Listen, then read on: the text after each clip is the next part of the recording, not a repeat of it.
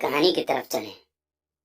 उनकी इनकम बढ़ने के कारण वे फैसला करते हैं कि अब वे रेंट के मकान में नहीं रहेंगे, बल्कि अपने सपनों का घर खरीद लेंगे।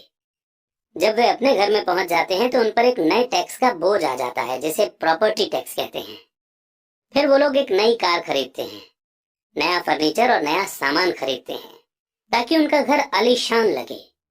अचानक वे अपने सपने से जागते हैं और देखते हैं कि उनके लायबिलिटी का कॉलम बढ़ गया है। वे कर्ज में हैं और उन्हें बहुत से होम लोन और क्रेडिट कार्ड लोन चुकाने हैं। अब वे रैट रेस में फंस चुके हैं।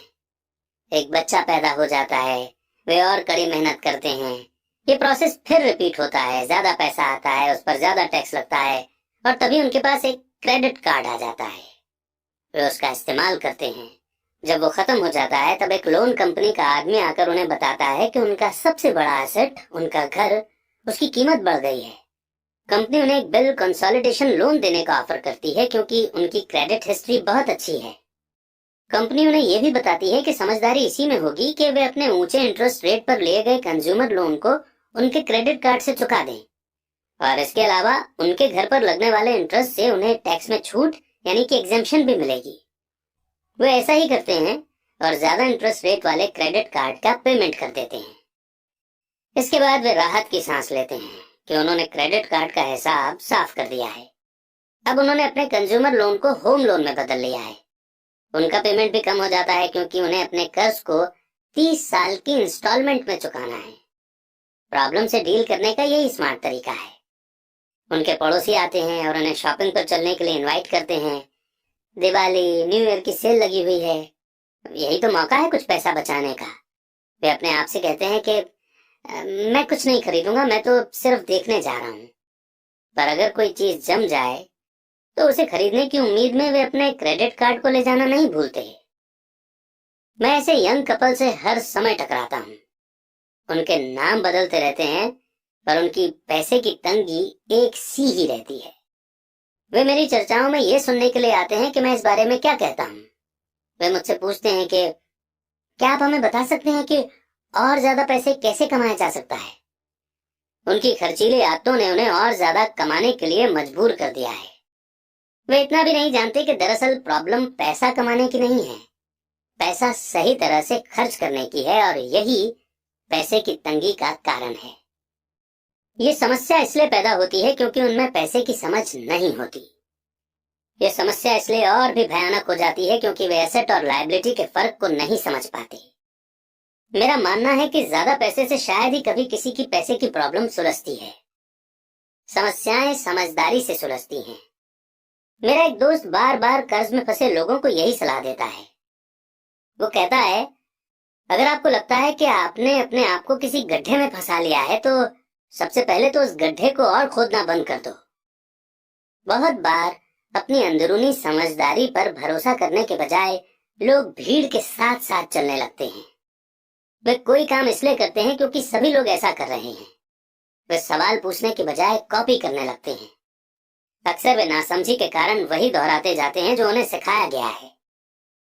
इस तरह के थॉट कि आपका घर आपकी सबसे बड़ी पूंजी है, आपका घर आपका सबसे बड़ा इन्वेस्टमेंट है। अगर आप ज्यादा कर्ज लेते हैं तो आपको टैक्स में ज्यादा एग्जेम्पशन मिलेगी। सेफ जॉब खोजो, गलतियां मत करो, रिस्क मत उठाओ, वगैरह वगैरह। ऐसा भी कहा जाता है कि ज्यादातर लोगों के लिए मौत से भी डरावनी चीज होती है भीड़ के सामने बोलने का डर। साइकोलॉजिस्ट कहते हैं कि ज्यादातर लोग पब्लिक प्लेटफॉर्म पर बोलने से इसलिए डरते हैं क्योंकि उन्हें यह डर होता है कि उनकी बुराई होगी, लोग उनकी हंसी उड़ाएंगे, वे अकेले रह जाएंगे, सबसे कट जाएंगे और बिरादरी से अलग थलग कर दिए जाएंगे। सबसे अलग होने का डर या अकेले रह जाने का डर ही वो सबसे बड़ा कारण है जिसकी वजह से ज्यादातर लोग अपनी प्रॉब्लम हल करने के लिए नए तरीके नहीं ढूंढते। इसलिए मेरे पढ़े लिखे डैडी कहा करते थे कि जापानी लोग दर्पण की ताकत को सबसे ज्यादा अहमियत देते थे, क्योंकि जब इंसान दर्पण में खुद को देखता है तभी उसे सच्चाई का पता चलता है। और ज्यादातर लोग खतरे मत उठाओ इसलिए कहते हैं क्योंकि वे खुद डरे हुए होते हैं। ये किसी भी चीज के बारे में कहा जा सकता है, जैसे गेम में, रिलेशनशिप में, करियर में, पैसों का डर, समाज से कट जाने का डर, और इन्हीं कारणों से लोग लीक पर चलते रहते हैं और समाज की एक्सेप्टेड बिलीफ या पॉपुलर ट्रेंड के खिलाफ नहीं जाते। आपका घर एक असेट है, कड़ी मेहनत करो। प्रमोशन का सवाल है, एक दिन मैं वाइस प्रेसिडेंट बन जाऊंगा। पैसे बचाओ, जब मेरी सैलरी बढ़ेगी तो मैं एक बड़ा घर खरीद लूंगा। म्यूचुअल फंड सेफ हैं। भीड़ के साथ चलने और पड़ोसियों के ऐशो आराम की कॉपी करने के कारण पैसे की बहुत सी प्रॉब्लम पैदा होती है। कई बार हम सभी को दर्पण में देखने की जरूरत होती है और हमें अपने डर के बजाय अपनी अंदरूनी समझदारी से सोचना चाहिए।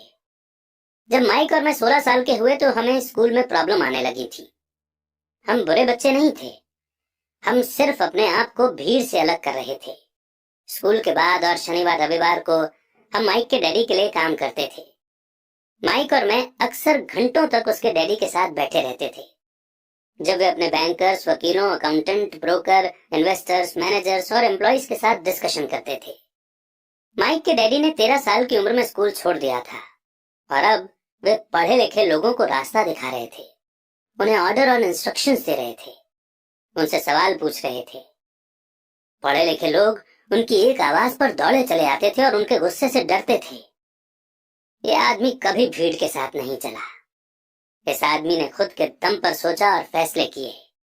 उन्हें इन शब्दों से चिढ़ होती थी, हमें इसे इस तरह से इसलिए करना पड़ेगा क्योंकि सभी लोग इसी तरह से करते हैं। वे नहीं हो सकता, इन शब्दों से भी बहुत चिढ़ते थे।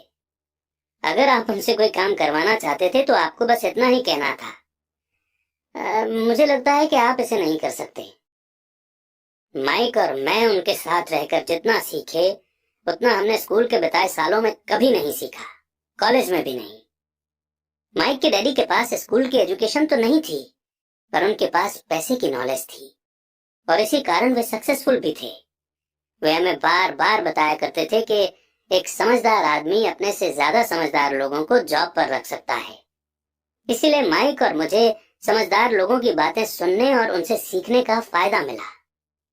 पर इसके कारण माइक और मैं दोनों ही उस सोशल बिलीफ के साथ नहीं चल पाए जो हमारे टीचर हमें सिखाते थे और इस वजह से कई प्रॉब्लम्स पैदा हो गई।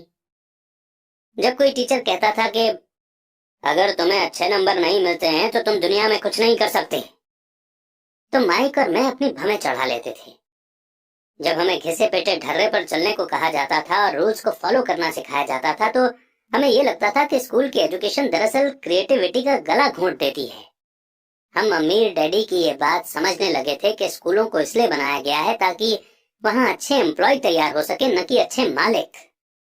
कभी कभार माइक या मैं टीचर से पूछते थे कि हम जो पढ़ रहे हैं वो असल जिंदगी में कितना काम आएगा, या हमें पैसों के बारे में क्यों नहीं पढ़ाया जाता है। दूसरे सवाल का अक्सर जवाब मिलता था कि पैसा इंपॉर्टेंट नहीं है, और अगर हम अच्छी पढ़ाई करेंगे तो पैसा अपने आप मिलने लगेगा। हम पैसे की ताकत के बारे में जितना ज्यादा जानते जाते थे, अपने टीचर्स और साथ पढ़ने वाले बच्चों से उतना ही दूर होते जाते थे।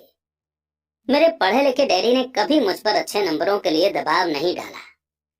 मुझे इस बात पर हैरत होती है कि उन्होंने ऐसा क्यों नहीं किया, पर हम लोगों में पैसे को लेकर अक्सर बहस होने लगी थी। जब मैं 16 साल का हुआ तो मेरी पैसे की बुनियाद मेरी मम्मी डैडी से अच्छी हो चुकी थी। मैं हिसाब किताब रख सकता था, मैं tax accountants, corporate attorney, bankers, real estate brokers, investors वगैरह की बातें सुनता था। मेरे डैडी टीचर्स से बातें करते थे। एक दिन मेरे डैडी मुझे बता रहे थे कि हमारा घर हमारे लिए सबसे बड़ा इन्वेस्टमेंट क्यों है। इस बात को लेकर हम लोगों में बहस हो गई जब मैंने उन्हें ये बताया कि घर हमारे लिए एक अच्छा इन्वेस्टमेंट क्यों नहीं है। अपने अपने घरों को लेकर मेरे अमीर डैडी और मेरे गरीब डैडी के विचारों में कितना फर्क था। एक डैडी के हिसाब से उनका घर एक असेट था, जबकि दूसरे डैडी के हिसाब से ये एक लायबिलिटी थी। घर के साथ साथ उससे जुड़े कुछ दूसरे खर्च भी बढ़ जाते हैं, यानी अदर एक्सपेंसेस। एक ज्यादा बड़े घर का मतलब था और ज्यादा खर्चा। इसका मतलब था कि कैश फ्लो खर्च के कॉलम से होकर गुजरता रहता था।